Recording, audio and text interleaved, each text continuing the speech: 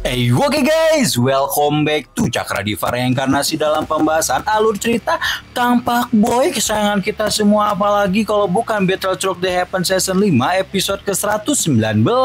Seperti biasa tuh kita review dulu pembahasan episode sebelumnya yang menceritakan bagaimana Shoyan ke pameran dagang kota pil suci demi mendapatkan bahan-bahan pil sekering darah tulang jiwa sebagai pil yang akan dia sempurnakan ketika pertemuan pil sekaligus juga pil yang akan digunakan untuk membangkitkan tubuh baru Aba. Ketika itu Shoyan mendapatkan kepingan perunggu yang membuatnya berselisih dengan Tuan Muda Sekte Suan mendalam Chen Xian yang untungnya tidak berakhir sia-sia karena sesungguhnya kepingan perunggu menyimpan bubuk makanan roh yang sering digunakan oleh alkemis zaman kuno untuk melatih teknik jiwa maupun memurnikan pil obat tingkat tinggi. Saking luar biasanya manfaat bubuk makanan roh, ketika Shoyan menyerapnya, Tuan Muda ketiga keluarga Shou itu mendapat kesempatan bertemu dengan api 3000 pembakaran di domain bintang hingga membuat ketiga kepala raksasa menara pil auto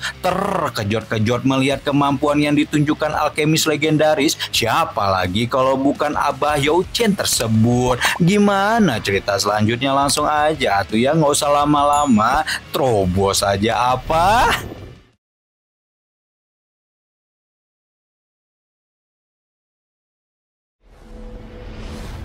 Di awal episode ke-119 ini kita diperlihatkan bagaimana Ye Zhong dan Ye Xinlan sudah berdiri di depan sebuah bangunan megah, di mana bangunan megah itu tidak lain adalah tempat pengujian 5 keluarga besar wilayah yang diselenggarakan oleh Menara Pil. Ye Zhong masih mengingat jelas bagaimana keluarganya menanggung malu setelah bertahun-tahun mendapatkan posisi terakhir, dan tahun ini akan menjadi kesempatan terakhir mereka untuk mempertahankan posisi sebagai tetua menara.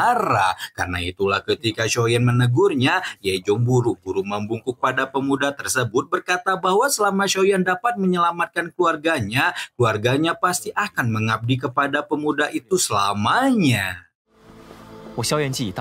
Berhubung Shoyan telah berjanji untuk membantu, Tuan Muda keluarga Shou itu pasti akan melakukan yang terbaik sebelum kemudian mengajak Ye Zhong dan Xinlan untuk memasuki bangunan. Sampai di dalam bangunan, Ye Zhong menjelaskan peta kekuatan keluarga lain mulai dari keluarga Dan yang kemungkinan besar akan diwakili oleh Dan Suan, di mana ketika melihat ke arah keluarga Dan, Shoyan langsung mengenali aura aneh yang dimiliki oleh gadis kecil keluarga Dan di samping Dan Suan alias Dan Chen. Ye Zhong beralih kepada keluarga Bai yang akan diwakili oleh pemuda bernama Baying dan menjelaskan bahwa keluarga mereka telah berseteru sejak lama. Ye Zhong menjelaskan dua keluarga terakhir yaitu keluarga Qiu yang akan diwakili oleh pemuda bernama Jiu Ji sebelum akhirnya beralih kepada keluarga terkuat di wilayah Pil yaitu keluarga Chou yang dipimpin oleh penyihir Chou Ying.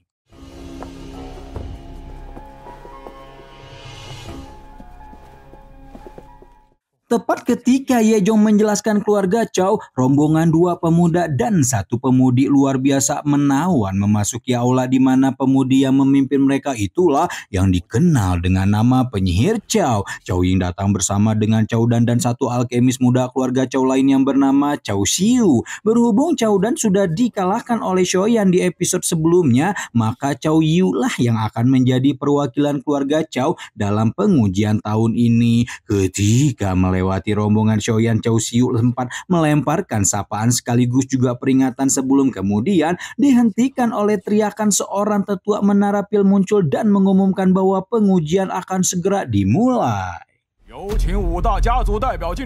Berhubung semua orang sudah hadir, tetua menara pil yang bernama Seng Yao itu tidak mau menunggu lebih lama dan segera mengundang perwakilan 5 keluarga besar untuk memasuki arena pengujian. Seng Yao menjelaskan bahwa ujian ini akan dibagi dalam 3 tahap, dan pada tahap pertama para peserta akan melakukan pengujian jiwa dengan memasukkan sejumlah kekuatan jiwa pada pilar jiwa yang akan menjadi alat uji tahap pertama ini. Tingkat kekuatan jiwa dibagi menjadi beberapa tingkatan dan Chow Ying memegang rekor dengan mendapatkan nilai 9 pada pengujian tahun sebelumnya. Tanpa membuang lebih banyak waktu, Shen Yao mempersilahkan para peserta untuk memulai ujiannya dan kesempatan pertama diambil oleh Jiu Ji yang mendapatkan nilai sebesar 7,5 poin.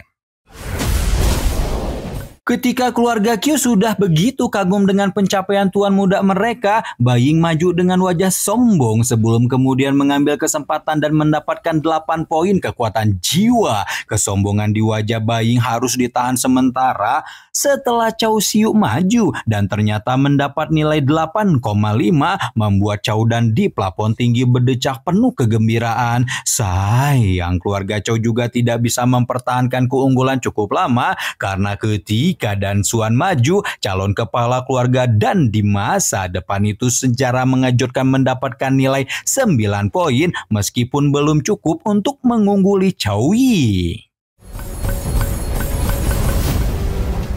Pencapaian Dan Xuan bahkan membuat Chow Ying cukup terkejut meskipun penyihir keluarga Chow itu tahu jika tuan muda keluarga itu jelas tidak dapat dibandingkan dengan alkemis lain yang sebaya. Baru setelah Dan Xuan mengambil kesempatan, Xiaoyan pun maju diikuti tatapan semua orang termasuk juga Bai Ying yang auto melemparkan pandangan julid seperti ingin melihat badut macam apa yang dibawa oleh keluarga Ye ini. Namun Xiaoyan sama sekali tidak mempedulikan tatapan julid maupun merendahkan yang dia terima dan fokus untuk mengatur kekuatan spiritual karena khawatir kalau salah-salah mungkin saja dia akan meledakkan seluruh pilar jiwa.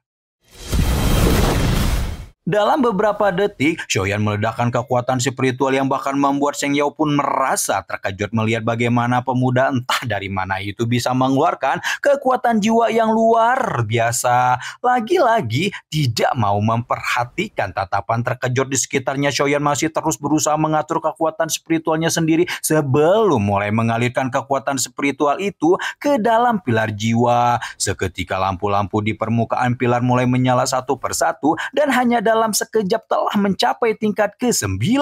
Namun lampu itu tidak menunjukkan tanda-tanda akan berhenti dan sampai ke tingkat tertinggi, yaitu sebelum akhirnya benar-benar meledakkan pilar tersebut di depan mata semua orang.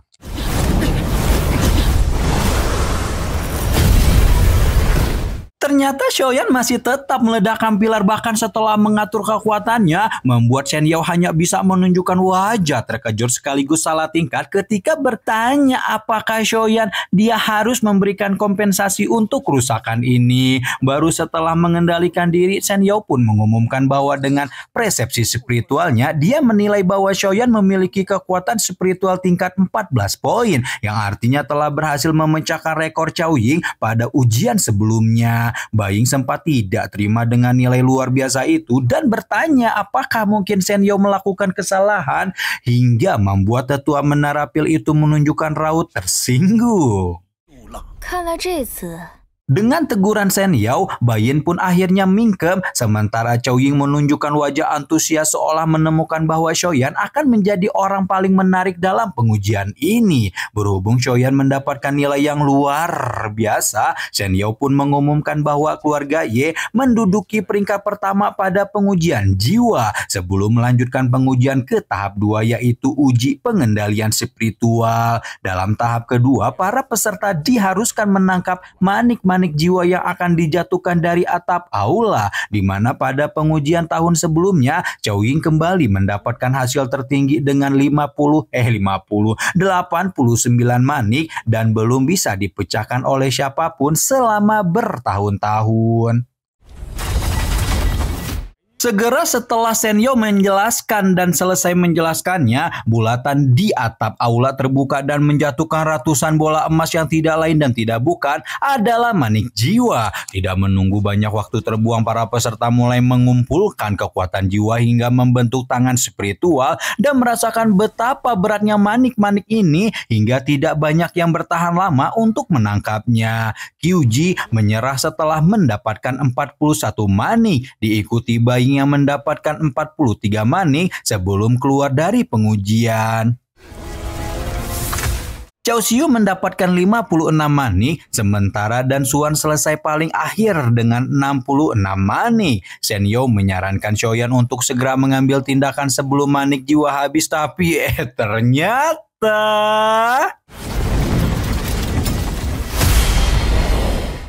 ternyata Xiaoyan malah nge-cheat dengan membuat tangan spiritualnya mengejar manik jiwa dan secara mengejutkan langsung meraup 93 manik hanya dalam beberapa helaan napas saja. Pencapaian ini sekali lagi memecahkan rekor Cao Ying sehingga Shen Yao pun harus mengumumkan bahwa keluarga Ye masih menempati posisi pertama sampai dengan pengujian tahap kedua ini. Semua orang bertepuk tangan melihat keterampilan luar biasa Xiaoyan tidak terkecuali Cao Ying. Sebelum kemudian penyihir keluarga Cao itu menginterupsi ujian dengan meminta izin kepada Shen Yao untuk menggunakan golden ticket keluarga pemenang di tahun sebelumnya dan menggantikan Cao Xiu untuk mewakili keluarga Cao di pengujian terakhir.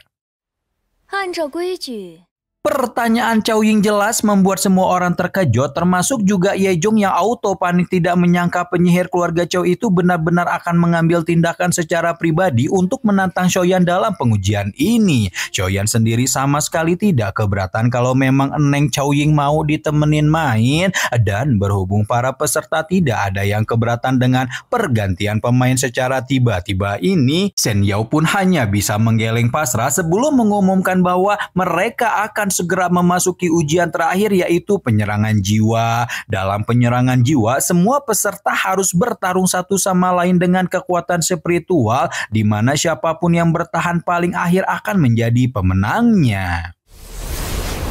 Segera setelah Shen Yao mengumumkan bahwa ujian terakhir telah dimulai, Cao Ying langsung membentuk segel di tangannya sebelum meledakkan kekuatan spiritual yang membuat Dan Xuan, Bai Ying, dan Qiuji terpental ke pinggir arena dalam sekejap. Melihat kekuatan barbar penyihir Cao itu, perwakilan dari 3 keluarga lain auto ketar-ketir dan akhirnya memilih untuk menyerah daripada dibikin masuk UGD.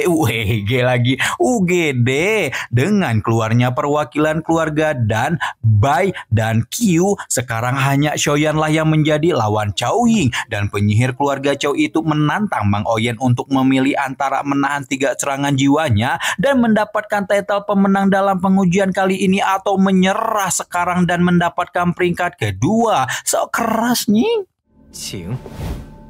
Tanpa pikir panjang, Xiaoyan mengulurkan tangan dan menunjukkan gestur mempersilahkan, membuat Cao Ying semakin tertarik karena melihat peranggai pemuda itu yang sangat tenang meskipun berhadapan dengannya. Berhubung Xiaoyan sudah setuju, Cao Ying pun tersenyum kecil sebelum sekali lagi membentuk banyak segel di tangannya dan mendongeng tentang bagaimana alkemis di zaman kuno memiliki kemampuan untuk mengolah kekuatan spiritual menjadi serangan. Cao Ying menjelaskan bahwa apa yang sedang dia rapal adalah satu dari teknik serangan spiritual zaman kuno tersebut sebelum akhirnya membentuk burung spiritual di belakang punggungnya dan meludahkan bola spiritual padat ke arah Xiaoyan.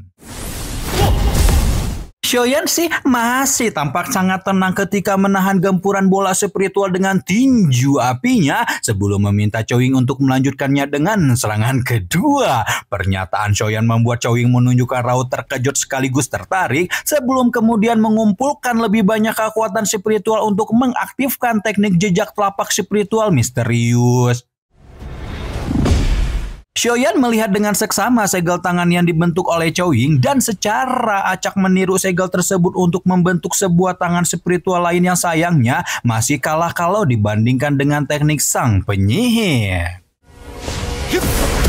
Namun tanpa merasa gentar sama sekali, Xiaoyan yang sekarang sudah di ujung arena berdiri dengan tegap dan meminta Cao Ying untuk melepaskan serangan ketiganya hingga membuat si penyihir keluarga Cao menunjukkan seringai tajam. Cao Ying melayang di udara sebelum kemudian membentuk segel tangan sekali lagi yang kali ini berakhir pada keterkejutan setelah melihat bagaimana Xiaoyan di bawah sana sedang berusaha membentuk segel yang sama. Belum selesai dengan keterkejutannya, Cao Ying semakin dibuat terbagong setelah melihat betapa tiruan yang dibuat oleh Xiaoyan sama sekali tidak gagah, di mana tuan muda ketiga keluarga Xiao itu berhasil membuat semacam prajurit spiritual raksasa yang membuat seluruh aura bergetar.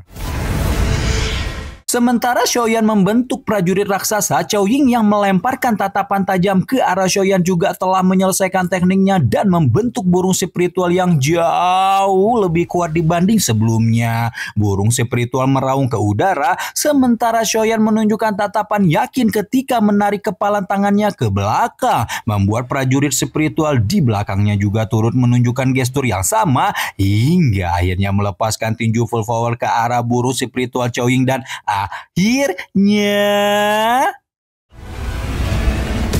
Akhirnya, ledakan dahsyat yang menggetarkan jiwa meletus di tengah aula pengujian sebelum kemudian membentuk lubang sedalam beberapa meter di lantai aula hingga membuat Seng Yao auto pushing memikirkan betapa banyak anggaran yang harus digelontorkan menara pil untuk kerusakan ini. Kayak jalan di mana gitu ya. Chao Ying sekali lagi melemparkan tatapan tajam sebelum kemudian berbalik dan mengakui kekalahannya setelah Xiaoyan berhasil melewati 3 serangan telapak misterius spiritualnya. Dengan pengakuan Chao Ying, Shen Yao pun menutup acara dengan mengumumkan keluarga Ye menepati peringkat pertama dalam pengujian. Selesai pengujian, Xiaoyan pun kembali ke manor keluarga Ye dan berencana untuk melatih teknik telapak spiritual misteriusnya ketika merasakan aura di sekitar manor menjadi gelap sebelum kemudian menyadari bahwa aura gelap ini tidak lain dan tidak bukan berasal dari aula jiwa. Edian, waduh, itu kenapa tiba-tiba ada antek saja aula jiwa yang muncul ya? Kamila di sini pamit, bye bye.